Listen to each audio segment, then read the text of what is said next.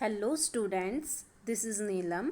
Dear students, आज के अपने इस चैप्टर में हम कवर करने वाले हैं क्लास फिफ्थ से हमारा चैप्टर नाइन्थ है, डेवलपिंग पोल्यूशन फ्री एनवायरनमेंट।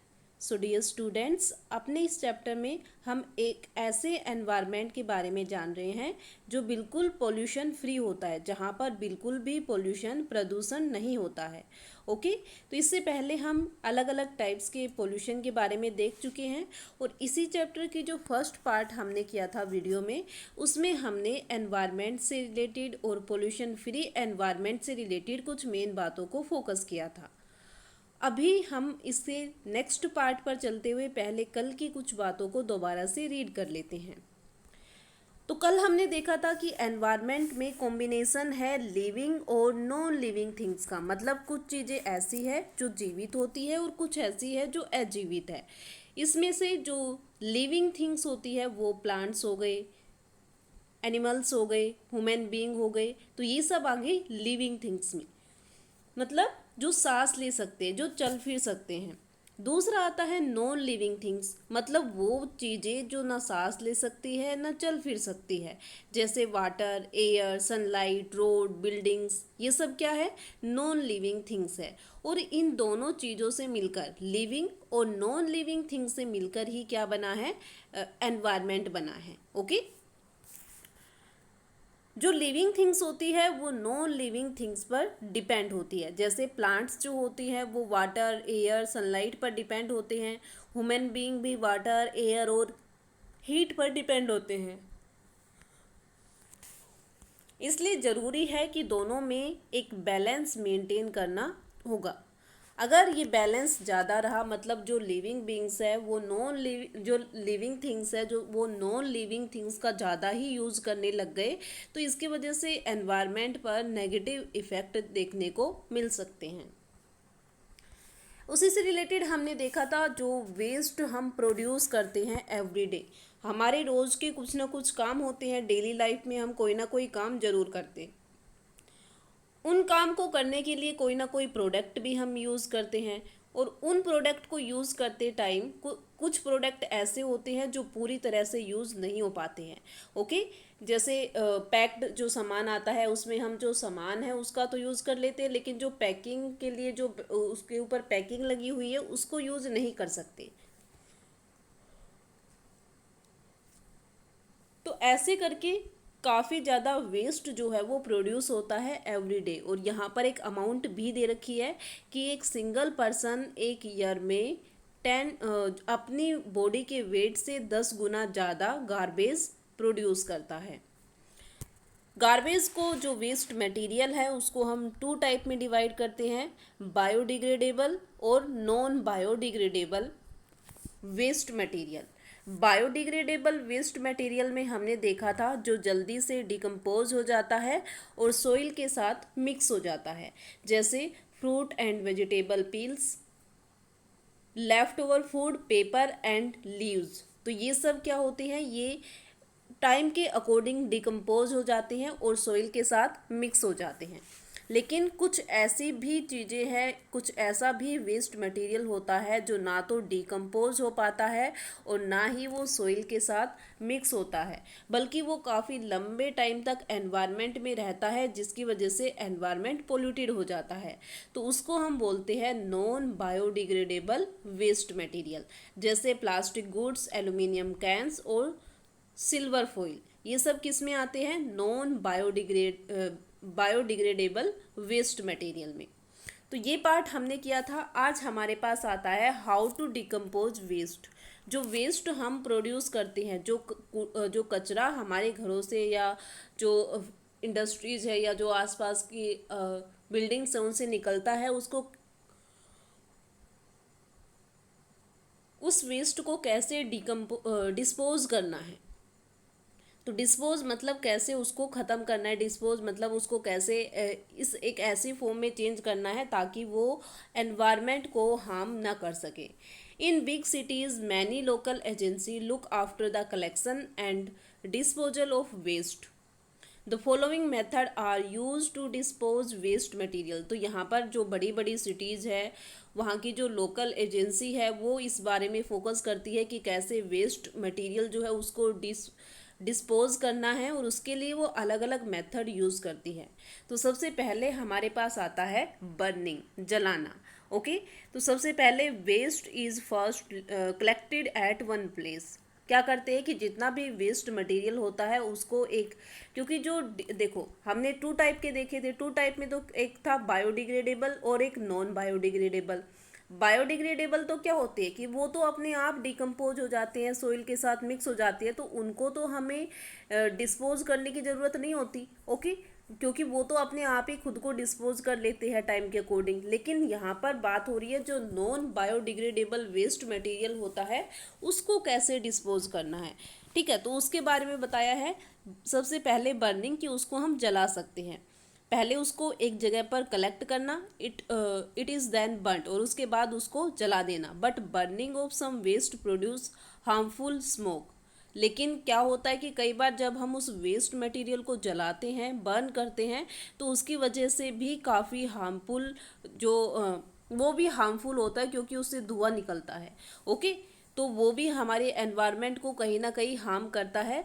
तो बर्निंग एक लिमिटेड लेवल तक तो सही है, लेकिन अगर कुछ वेस्ट मटेरियल ऐसा है जिसकी वजह से हार्मफुल स्मोक बन सकती है तो वो एनवायरनमेंट को हार्म कर सकता है।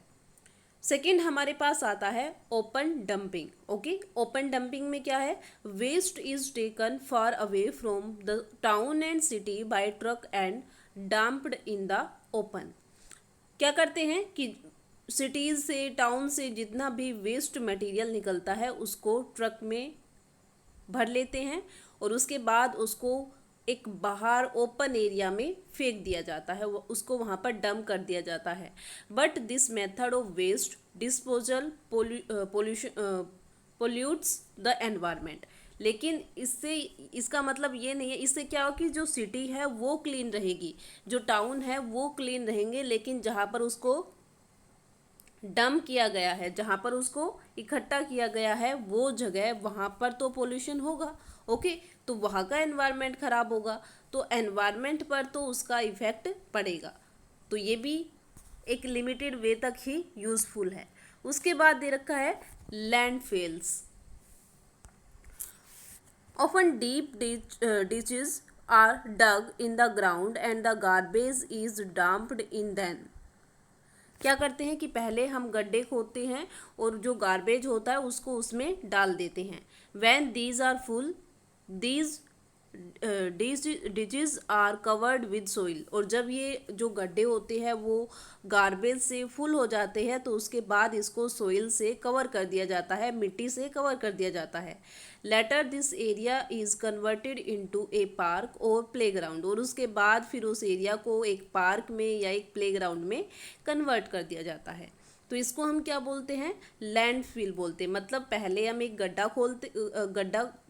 खोदते हैं, फिर उसमें जो गार्बेज होता है उसको डाल देते हैं, फिर जैसे ही वो गड्ढा फुल भर जाता है उस गार्बेज से, तो हम उसको सोइल से कवर कर देते हैं, मिट्टी डाल देते हैं उसके ऊपर, और फिर उसके ऊपर घास लगा के या जो उसको प्लेग्राउंड भी बना सकते हैं, या तो पार्क बना दिया या फिर उसको प्लेग्राउंड बना दिया। उसके बाद नेक्स्ट मेथड हमारे पास आता है compost pit. These method are frequently used in rural area. जो कंपोस्ट पिट है ये कहाँ पर यूज़ किया जाता है, मोस्टली रूरल एरिया में, गाँव में ज़्यादा यूज़ किया जाता है। A pit is dug in the ground and the household waste with cattle litter and dung is dumped to it. क्या करते हैं कि रूरल एरिया में क्या करते हैं, घरों से जो वेस्ट मटेरियल निकलता है और जो उनके कैटल्स होते हैं, ठीक है, क्योंकि वो गाय भैंस बकरियां पालते हैं रूरल एरिया में, तो उनके गोबर को और जो वेस्ट मटेरियल निकलता है जो बायोडिग्रेडेबल होता है उसको गड्ढे में डाल दिया जाता है ताकि उससे खाद बनाई जा सके। After some time this waste turn into manure. और कुछ टाइम बाद वो वेस्ट किस में कन्वर्ट हो जाता है, मैन्योर में। एक टाइप की खाद उससे बना ली जाती है जो फील्ड में यूज़ की जाती है। Farmer use this manure in their fields. This is a good way to dispose waste. जो फार्मर है वो अपने खेतों में फिर इस मैन्योर का, इस खाद का यूज़ कर सकते हैं और ये वेस्ट को डिस्पोज करने का एक काफ़ी अच्छा तरीका भी है। ओके, तो ये हमारे पास किसके बारे में है, कंपोस्ट पिट। उसके बाद हमारे पास सबसे मेन पार्ट आता है रिसाइकलिंग का। ओके, रिसाइकलिंग का मतलब क्या होता है, waste can be recycled and reused. मतलब जो वेस्ट मटेरियल निकलता है उसको हम रिसाइकल भी कर सकते हैं या रीयूज भी कर सकते हैं।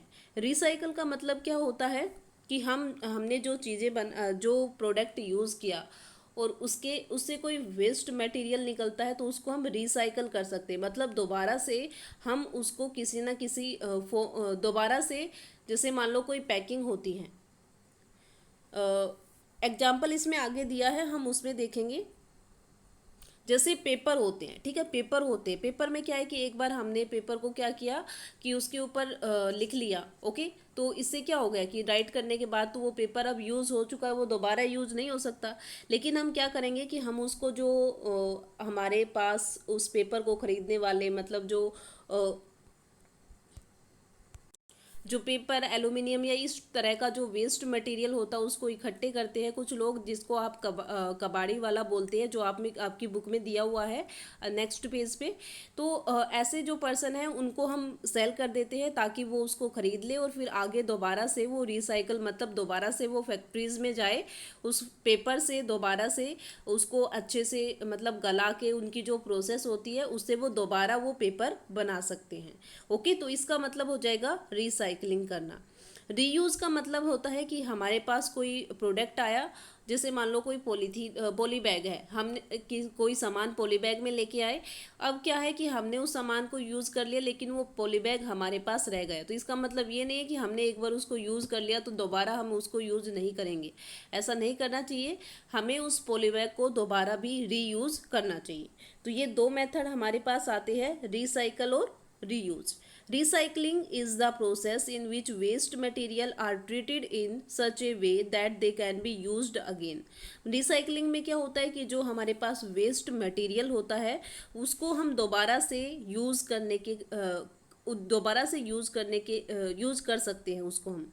For example, used paper as a recycle waste. मतलब जो पेपर हम यूज़ करते हैं उसको हम रिसाइकलेबल वेस्ट है वो, उसको दोबारा से हम रिसाइकल कर सकते हैं। Old paper can be use to make new paper. जो ओल्ड पेपर होते हैं उनको हम न्यू पेपर बनाने के लिए यूज़ कर सकते हैं। Kabadi wallahs buy old newspaper and magazine from us. क्योंकि जो कबाड़ी वाला होता है, जो आपने देखा होगा गांव में कि कोई पर्सन ऐसा होता है जो यूज्ड किया हुआ जो वेस्ट मटेरियल होता है उसको खरीदता है।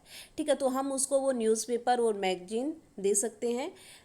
वो खरीदता है तो उसको बेच सकते हैं। They then sell it to factories which make fresh paper from the old. फिर उसके बाद वो जो पर्सन होगा वो फैक्ट्रीज में उनको बेच देगा और वहाँ से फिर न्यू पेपर बन जाएंगे उन ओल्ड पेपर से। सम प्लास्टिक वेस्ट एंड ग्लास बोतल can also be recycled in the same way. और कुछ प्लास्टिक की बोतल या जो कांच की बोतल होती है वो भी ऐसे ही रिसाइकल हो जाती है। Dirty water is also recycled. जो खराब पानी होता है उसको भी रिसाइकल कर सकते हैं। कैसे? It can then be used for watering plant. मतलब जो खराब पानी बच जाता है घर का जो खराब पानी होता है उसको हम प्लांट्स में दे सकते हैं, जिसकी वजह से हम पानी को बचा सकते हैं। At home we can find way of reusing thing that are usually throw away. घर पर कुछ काफ़ी चीज़ें ऐसी होती हैं जिनको हम एक से ज़्यादा बार यूज़ करते हैं। ओके, तो ये था हमारे पास पार्ट जिसमें हमने किसके बारे में पढ़ा है अभी, कि हम कैसे जो वेस्ट मटेरियल होता है उसको डिस्पोज कर सकते हैं। उसके लिए हमने अलग अलग method, burning, open dumping, landfill, compost pit, recycling, इनके बारे में देखा है, जो मेथड काफ़ी सिटीज़ और टाउन में फॉलो किए जाते हैं। तो आई होप जो पार्ट हमने इसमें कवर किया है वो आपको समझ आ गया होगा। इससे रिलेटेड क्वेश्चन हम आप पीडीएफ में आपको मिल जाएंगे। क्वेश्चन भी बिल्कुल सेम ऐसे ही होंगे। क्वेश्चन आपको हाउ टू डिस्पोज वेस्ट के अकॉर्डिंग मिलेगा, और उसमें या फिर अलग अलग 1 मार्क्स के क्वेश्चन भी मिल सकते हैं कि बर्निंग क्या होती है, ओपन डंपिंग क्या होती है, लैंडफिल्स क्या होती है, कंपोस्ट पिट क्या होती है, रिसाइकलिंग क्या होती है, तो इनके बारे में। ओके, तो आपको इस वीडियो को देखते हुए दोबारा से चैप्टर को पढ़ना है अच्छे से, और समझना भी है, ताकि आपको हर एक मेथड कि कैसे हम वेस्ट मटेरियल को डिस्पोज कर सकते हैं, तो उसके बारे में आपको अच्छे से पता चल जाए। ओके, तो आज की वीडियो के पार्ट में इतना ही। नेक्स्ट पार्ट हम नेक्स्ट वीडियो में कवर करेंगे। आई होप जो पार्ट हमने इसमें कवर किया है वो आप अच्छे से समझेंगे और इसको दोबारा से पढ़ेंगे। Thank you.